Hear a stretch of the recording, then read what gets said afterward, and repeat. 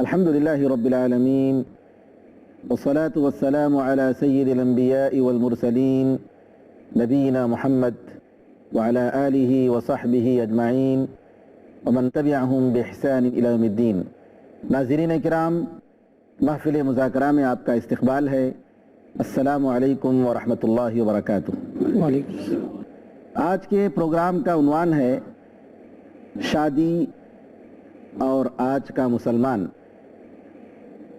اس محفل مذاکرہ میں ہمارے مہمان ہیں شیخ رضوان رفیقی صاحب، سابق صدر SIO UP، اور مولانا عبداللہ مدنی جھنڈا نگری، چیف ایڈیٹر ماہنامہ نور توحید نیپال، اور مولانا مفتی شکیل احمد سیتاپوری قاسمی، سیتاپور کے آپ مفتی ہیں۔ ہم ان تمام علماء اکرام کا شکریہ ادا کرتے ہیں، اور آج کے موضوع شادی اور مسلمان کے تعلق سے ان علماء اکرام کے تجربات اور اسلامی تعلیمات کی روشنی میں اس اہم عنوان پر ہم کلام ہوں گے۔ یہاں ایک اہم مسئلہ ہے، نبی کریم صلی اللہ علیہ وسلم نے ہمیں جو تعلیمات دی ہیں، ان تعلیمات میں شادی کرنے والے نوجوان لڑکے اور لڑکیوں کے لیے ایک اہم ہدایت یہ بھی کی کہ جابر رضی اللہ تعالیٰ عنہ شادی کرنا چاہ رہے تھے، تو نبی کریم صلی اللہ علیہ وسلم نے پوچھا کہ کیا تم نے ان کو دیکھا ہے، یعنی جن سے تم شادی کرنے جا رہے ہو دیکھا، کیا کبھی تم نے ان کو دیکھا ہے؟ انہوں نے کہا کہ نہیں۔ تو نبی کریم صلی اللہ علیہ وسلم نے فرمایا کہ ایک مرتبہ دیکھ لو، یہ دیکھ لینا ہمیشہ رہنے کے لیے امکان کا سبب بن سکتا ہے۔ بالکل، اس کی وجہ سے تمہاری زندگی میں، یہ تمہارے رشتے میں، یہ زوجیت کی اس تعلق میں انشاءاللہ دوام اور استحکام آئے گا، پختگی آئے گی، نبی کریم صلی اللہ علیہ وسلم نے فرمایا۔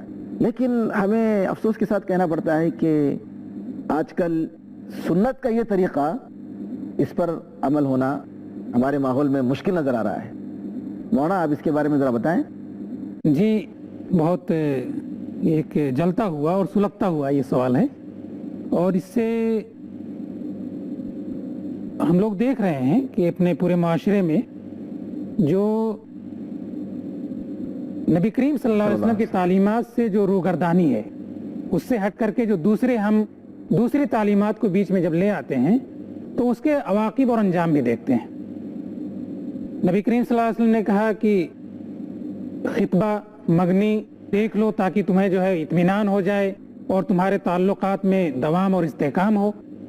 یہ بہت ہی عمدہ اور کارآمد جو ہے ہدایت ہے نبی کریم صلی اللہ علیہ وسلم کی جانب سے، لیکن بدقسمتی سے کچھ دوسری چیزیں ہمارے اسلامی تعلیمات میں داخل ہو گئی ہیں، گھس گئی، اور کچھ روایات کے نام پہ، کچھ کلچر کے نام پہ یہ چیزیں اس میں آ گئی ہیں۔ ابھی جو ہو رہا ہے کہ خطبہ کا تصور ایک تو یہ معیوب سمجھا جانے لگا ہے کہ لڑکے سے یہ خطاب کیا گیا ہے اور اس سے کہا جاتا ہے کہ کوئی اگر پسند آ جائے تو اس کو تم پیغام دے دو، لیکن اپنے معاشرے میں ہم جو دیکھتے ہیں کہ اب لڑکے والے جو ہے وہ لڑکی والوں کو پیغام نہیں دیتے، بلکہ لڑکی والا بیچارہ وہ ڈھونڈتا رہتا ہے کہ کوئی اچھا لڑکا مل جائے، یعنی انقلاب الموازین ہو گیا ہے۔ تو ایسی صورت میں ایک تو یہ چیز ہے، دوسرا یہ کہ لڑکے کو محروم رکھا جاتا ہے۔ اگر اس کو شادی کرنی ہے تو کس لڑکی سے شادی کرنی ہے، اس سے شرعی نقطہ نظر سے ولی کی موجودگی میں یا محرم کی موجودگی میں لڑکی کے ساتھ مل لے، بیٹھ لے، اس کی شکل و صورت دیکھ لے، اگر اطمینان ہو دل میں تو شادی کے معاملے کو آگے بڑھائے، لیکن وہ نہیں کرتا بلکہ دوسرے لوگ اس کی جانب سے کرتے ہیں۔ بلکہ ایک چیز میں اس میں اور اضافہ کرنا چاہوں گا کہ کبھی کبھی یہ ہوتا ہے کہ جب نکاح کا موقع آتا ہے تو اس میں یہ ہوتا ہے کہ جا کے کہہ دو کہ قبول ہے، یہ بھی ایک چیز، یعنی اس سے آگے کی جب چیز ہوتی ہے تو اس سے جو لڑکی خود جس کو جواب دینا ہے وہ نہیں جواب دیتی، بلکہ دوسری نانی دادی اور کوئی جو معاشرے کی وہ جو ہے جواب دینے لگتی۔ تو اس کی تو اہمیت ہے، اور یہ تعلقات میں استحکام، دوام اور پختگی مضبوطی لاتی ہے یہ چیز, اور آدمی کو وہ چیز ہوتی ہے. یعنی آپ کے کہنے کا مطلب یہ ہے عام طور پر جو ہمارے ماحول میں یا ہندوستانی عادات و اطوار میں کہ لڑکی کی رائے کی کوئی اہمیت نہیں, اس کی مرضی کا کوئی اعتبار نہیں, زبردستی کسی لڑکی کی شادی کسی سے کر دی جائے, چاہے لڑکی راضی ہو یا راضی نہ ہو. تو یہ زبردستی شادی اسلام میں کہاں تک صحیح ہے؟ ذرا مولانا ناظرین کرام کو اور خاص طور پر نوجوانوں کے جو ذمہ داران ہیں, اولیاء امور ہیں, والدین ہیں, ان کو بتائیں کہ کس طریقے سے اسلام نے شادی کرنے والوں کو یہ حق دیا ہے کہ ان کی مرضی ہونا ضروری ہے, ان کی مرضی کا اس میں باقاعدہ اعتبار کیا جائے گا. مرضی سے پہلے گفتگو یہ چل رہی تھی کہ لڑکا لڑکی کو دیکھ لے, ایک نگاہ ڈال لے. اس معاملے میں امت افراط و تفریط کا شکار ہوئی. کہیں تو لوگوں نے بالکل اس کو اپنی ناک کا مسئلہ بنا لیا کہ دولہا کی خواہش کے باوجود, یا جو دولہا بننے والا ہے اس کی خواہش کے باوجود, خاطب جو ہے خطبہ جس نے دیا مگنی کے لیے جس کی طرف سے پیشکش ہوئی ہے, اس کی خواہش کے باوجود گھر والے لڑکی کو دکھاتے نہیں ہیں. بالکل, ایک تو یہ ہوا. دوسرے یہ ہے کہ کچھ لوگوں نے اس میں اتنی زیادتی کی کہ لڑکی کو چھوڑ دیا کہ وہ جب چاہے جس وقت چاہے فون پہ گفتگو کرے, اور کہیں اگر وقت طے ہو جائے تو وہاں جا کر کے ملاقات بھی کر لے, جو شرعاً حرام ہے. اسلام نے فطرت کو ملحوظ رکھتے ہوئے کہ جس لڑکے کو جس لڑکی کے ساتھ زندگی بھر رہنا ہے ایک نظر ڈال لے. بعض صحابہ کے ساتھ یہ معاملہ پیش ہوا, انہوں نے باغ وغیرہ میں دیکھا, ادھر ادھر سے دائیں بائیں سے کچھ کر کے اور ایک نظر ڈال لی. اب اس میں یہ نہیں ہے, اس وقت جو طریقہ شریفانہ ایک رائج ہو سکتا ہے, اور کچھ لوگ اس کو کرتے بھی ہیں کہ گھر والوں کی موجودگی میں, والد ہیں اور دوسرے محارم کی موجودگی میں, وہ بچی کبھی کوئی چائے لے کر کے آ گئی, وہ بیٹھ گئی تھوڑی دیر یا چائے رکھ کر کے چلی گئی, ایک نظر ڈال لیا, یہ کافی ہو گیا. یہ اس کو نہ کر کے کچھ لوگ ایک اور طریقہ اختیار کرتے ہیں, تصویریں لائیے. اب وہ صاحب جو لڑکی کبھی بھی کیمرے کے سامنے نہ گئی ہو, اسے بھی مجبور ہونا پڑتا ہے کہ وہ اسٹوڈیو میں جا کر کے فوٹو کھنچوائے. اور فوٹو کھنچواتے وقت پھر لوگوں کی رائے ہوتی ہے کہ بالوں کو اس طرح سے رکھو, ذرا شکل و صورت ایسی بناؤ, لباس تھوڑا ایسا کر لو, چاہے وہ مستقل پردے میں رہنے والی ہو, لیکن جب تصویر کا مسئلہ آئے گا تو اس کو بہت خوبصورت بنانے کی کوشش کی جائے گی. پھر اس میں زیادتی یہ ہوتی کہ وہ تصویر جب بھیج دی جاتی ہے تو نہ یہ کہ وہ لڑکا دیکھتا ہے بلکہ اس کے والد کو بھی نہیں دیکھنا چاہیے. مولانا ایک تو بات جو سمجھ آ رہی ہے کہ جس نے مگنی کے لیے پیشکش کی ہے وہ لڑکا صرف وہ فوٹو, اگر فوٹو بھیجنا مان لیا جائے کہ چلیے اس کو قبول کر لیا جاتا ہے, تو وہ صرف لڑکا دیکھے گا. میرے اپنے نزدیک لڑکے کا باپ بھی وہ تصویر نہیں دیکھ سکتا. صحیح ہے, وہ لڑکا دیکھتا ہے, اس کے گھر کے لوگ دیکھتے ہیں, بلکہ لڑکے کی حلقے احباب شامل ہو جاتا ہے. محلے اور پڑوس کے لوگوں کو خواتین دکھاتی ہیں کہ ہماری بہو یہ بننے والی ہے یا یہاں سے پیغام آیا. تو یہ زیادتی ہے, اس سے بھی بچنا چاہیے. شریعت نے جو رہنمائی کی ہے کہ لڑکا دیکھ لے, مناسب انداز, اور دیکھنے کی بھی شکل ہے کہ لڑکی کو باپردہ ہی ہونا چاہیے. ہاتھ کھلے ہوں, چہرہ کھلا ہو, لیکن یہ صاحب بال اور گیسو اور گردن اور زیور اور بلکہ اس سے بھی زیادہ آگے بڑھ کر کے جو لباس آج کل رائج ہے, اس کے حوالے سے یہ چیز بہرحال ناپسندیدہ ہے. شریعت نے جتنی رہنمائی کی وہ ہم کریں. مولانا اس میں ایک چیز اور ہے, تصویر کے سلسلے میں تھوڑا سا اور بھی دھوکے کے چانسز ہوتے ہیں. جی ہاں, جی, اس کو بھی یقیناً لوگ مطلب اس کو اتنا موڈیفائی کرتے ہیں, اس کی وہ کرتے ہیں کہ سامنے والا خاطب بھی, منگیتر بھی, اور دوسرے لوگ بھی جو ہے دھوکے میں مبتلا ہو جاتے ہیں. جسم کسی اور کا بھی ہو سکتا ہے, شکل ہو سکتا ہے اسی پر لڑکی کی ہو, جسم کسی اور کا بھی لگایا جا سکتا ہے, قد و قامت کو ایسا بڑھایا جا سکتا ہے, گھٹایا جا سکتا ہے, سب چیزیں اس میں. بہت بہت شکریہ. ناظرین کرام, موضوع ابھی باقی ہے, ایک وقفے کے بعد دوبارہ حاضر خدمت ہوں گے. السلام علیکم ورحمۃ اللہ وبرکاتہ.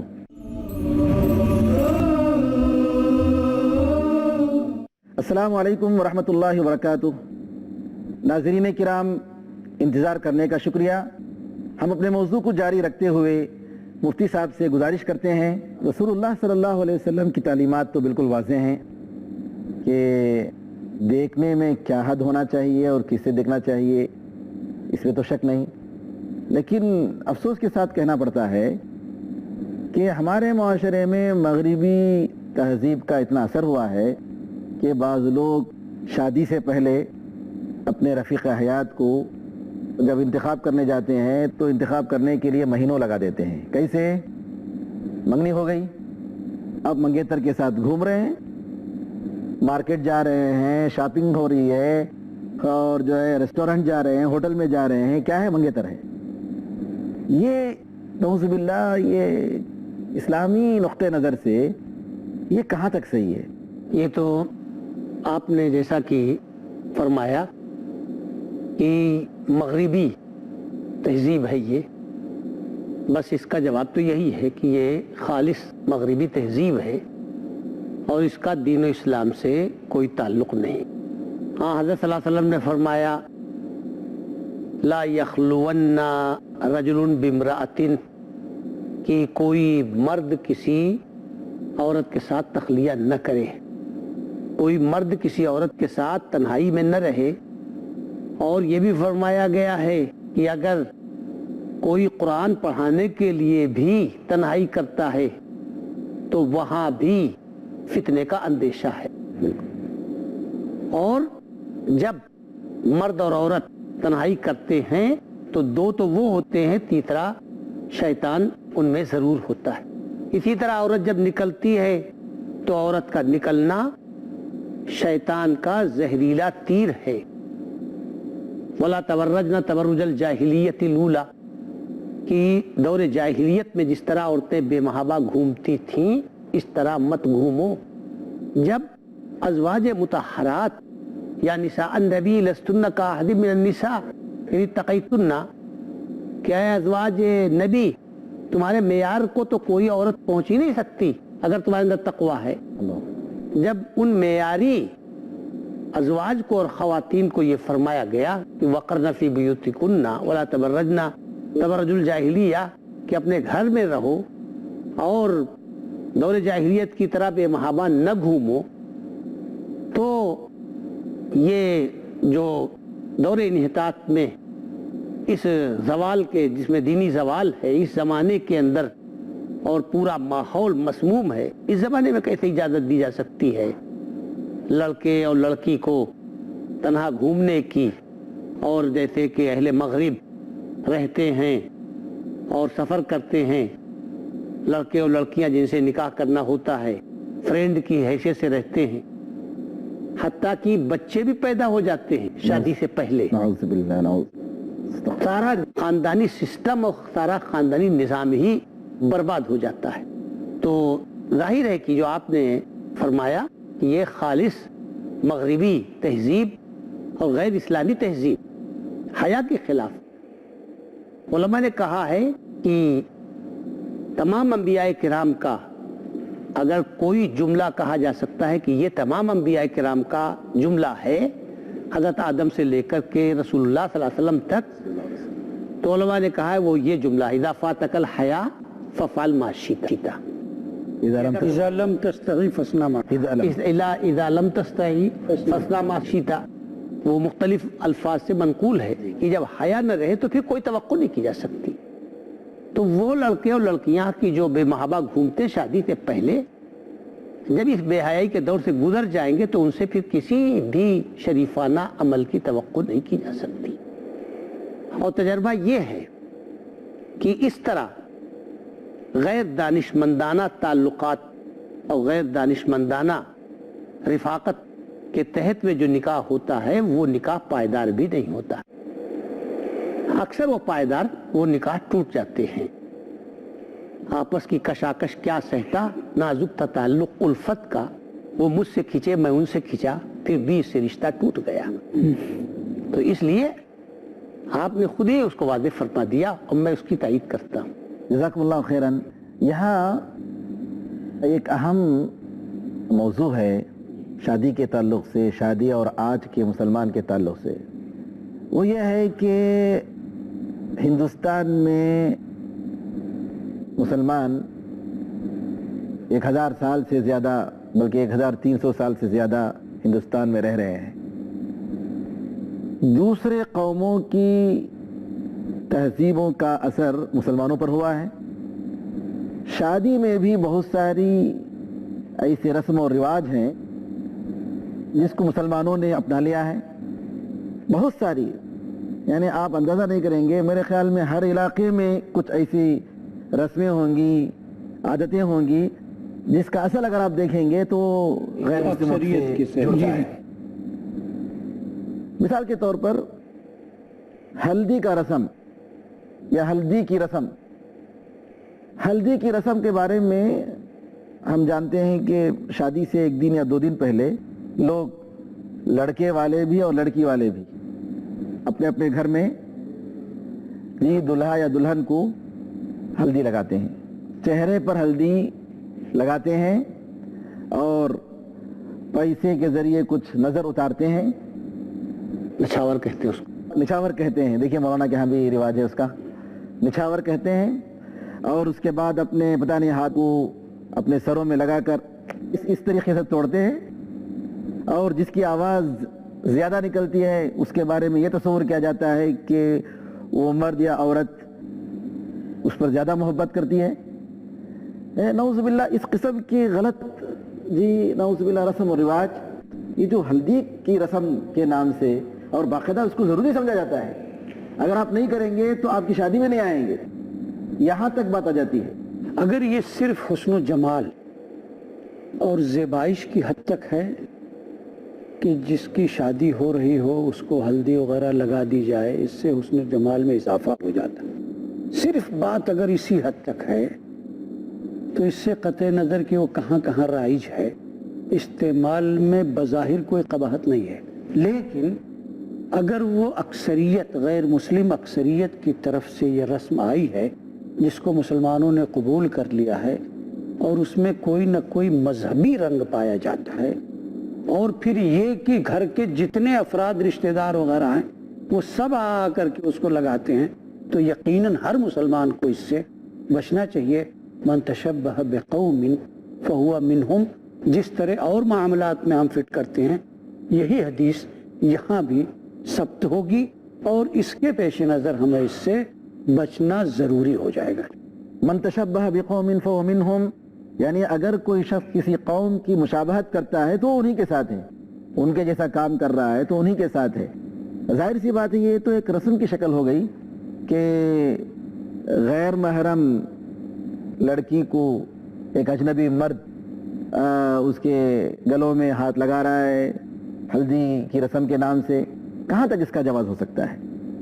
एक दूसरा मसला है, रिजवान साहब से मैं गुजारिश करूँगा कि जहेज का जो मुतालबा है लड़की वालों से, क्या ये इस्लामी तरीक़ा है या ये भी गैर मुस्लिमों की तरफ से मुसलमानों में आया है? जहेज का मुतालबा, उससे पहले मैं एक चीज़ और उसमें इजाफा करना चाहूँगा कि इस्लामी तालीमात से जो दूरी होती है तो फिर उसके नतीजे में कितने ख़तरनाक और कितने बुरे नताइज देखने पड़ते हैं। जहेज का जो मुतालबा दरहकीकत ये दूसरी तहजीबों के गलबे का नाम है। अभी हम पहले ये देखते थे कि गैर मुस्लिम लोग, उनकी बच्चियां बैठी रहती थी जहेज के ना होने पे। अब मुसलमानों के अंदर भी ये रेशियो और ये तनासुब बढ़ता चला जा रहा है। कुछ लोग ये तावील ज़रूर करते हैं कि ये जहेज तो दरअसल मीरास का एक हिस्सा है और बेटी का जो हिस्सा बनता था उसको हम जहेज की शक्ल में दे रहे हैं। मैं कहना चाहता हूँ कि जो अल्लाह तबारक ताला की जानिब से जो हिदायत हैं, जो तालीमात दे दी गई है, उसको अपनाने ही में इंसानियत की भलाई है। अगर अल्लाह तबारक ताला ने इंसान की मिल्कियत में जो मीरास मुतय्यन कर दी है, बेटी का भी हिस्सा है उसी तरह जैसे बेटे का है, इसकी इत्तिबा होनी चाहिए, इसको नाफिज किया जाना चाहिए और इसकी पैरवी होनी चाहिए, ना कि दूसरे अंदाज में। अगर हम इस पे अमल करेंगे और इसकी तरफ जो है लोगों की तवज्जो मबजूल कराएंगे, उनकी कोशिश करेंगे, तो दरअसल एक इबादत का भी हिस्सा होगा और हम उस गलत काम से भी बच जाएंगे जो दूसरी कौमों से हमारे अंदर दरकर आई हैं, घुस कर आई हैं। इसमें एक चीज और, कुछ लोग कहते हैं कि जबरदस्ती जहेज और हम अपने दिल से दे रहे हैं। हाँ, देखिए, हदिया देने का तस्वुर तो है, ये कहा भी गया है कि हदिया दिया करो, उससे जो आपस में मोहब्बत बढ़ती है। तहाद्दो तहाब्बु, हदिया दिया करो, मोहब्बत बढ़ती है। लेकिन क्या जरूरी है कि इस हदिये को सिर्फ उस स्पेसिफिक और मुतय्यन टाइम के लिए मुतय्यन कर दिया जाए? भाई, हदिया, आपकी रिश्तेदारी तो एक लंबे पीरियड के लिए बन रही है, इसका दौरानिया बहुत लंबा खींच रहा है, लेकिन उस खास दिन ही हम हदिया देंगे और इतना देंगे कि लोगों को नजर आ जाए। वो हदिया नहीं, वो जहेज नहीं, वो दरअसल एक जो गलत रस्म आ गई है उसको प्रमोट करना, उसको और ज्यादा आगे बढ़ाने की कोशिश होती है। इसमें जो आपने फरमाया कि बाज लोग इसलिए जहेज के लिए जवाज पैदा करते हैं कि ये तरका की एक शक्ल है, मीरास की एक शक्ल है, तो इसमें ये बात बहुत वाज़ेह है कि तरका वही होगा जो आदमी आंखें बंद होने के बाद जो उसकी दौलत है, पूंजी है, असासा है, वो तरका कहलाता है। ना ये कि अपनी जिंदगी में अगर कोई किसी को कुछ दे रहा है, वो तरका कतन नहीं होगा, वो हदिया होगा। जो हदिया लड़के को भी बराबर दिया जाएगा, उसी तरह से लड़की को भी दिया जाएगा, तब वो हदिया कहलाएगा। लिहाजा ये चीज लाना कि हम वो लोग नहीं दे पाएंगे, बाद में लड़की नहीं पाएगी, इसलिए जहेज की शक्ल में दे दिया जाए, ये जवाज के लिए गलत राह ढूंढी गई है, जो बहरहाल दुरुस्त नहीं है। जहेज का मुतालबा बजाते खुद गलत चीज है, जो मुस्लिम मुआशरे में पहले कभी नहीं राइज था। ये सिर्फ गैर मुस्लिम अक्सरियत के बीच में रहने की वजह से ये चीज मुसलमानों में रवाज पा गई। पूरे बर्र सगीर में आप जाइए कहीं भी तो आप देखेंगे कि ये चीज बहुत बुरी तरह से राइज है। अलबत्ता अरब दुनिया में, गल्फ कंट्रीज में, खलीज में इसके उल्टा हो रहा है। वहाँ भी जातियाँ आई, वहाँ भी जाती हुई यानी इफरात और तफरीद की शक्ल पैदा हो गई। वहाँ ये जाती हो गई कि सारा बोझ इस तरह से लड़के पे डाल दिया जाता है कि वो मजबूर होकर के वो बैठा रहता है, उसकी शादी नहीं हो पाती। बिल्कुल, और नतीजे के तौर पे बच्चियां भी बैठी रही। जज़ाकुमुल्लाह खैरन। अल्लाह ताला से दुआ है कि अल्लाह ताला हम मुसलमानों को दीन के मसाइल और अहकाम जानने, समझने और उसके तकाज़ों के मुताबिक अमल करने की तौफीक अता फरमाए। हमारे नौजवानों को शादी आसान करने की तौफीक अता फरमाए। जो लड़कियां अपने घर में बैठी हैं, अल्लाह ताला उनकी शादी जल्द अज जल्द करवाए और अल्लाह ताला उनके मुबारक जोड़े अता फरमाए। आमीन अरहमर राहिमीन। नाज़रीन किराम, हमारा मौजू ख़त्म हो रहा है और वक्त भी ख़त्म हो रहा है। इजाज़त चाहते हैं, किसी और मौजू के साथ दोबारा आएंगे, उस वक्त तक की इजाज़त दीजिए। अस्सलामु अलैकुम व रहमतुल्लाहि व बरकातुहू।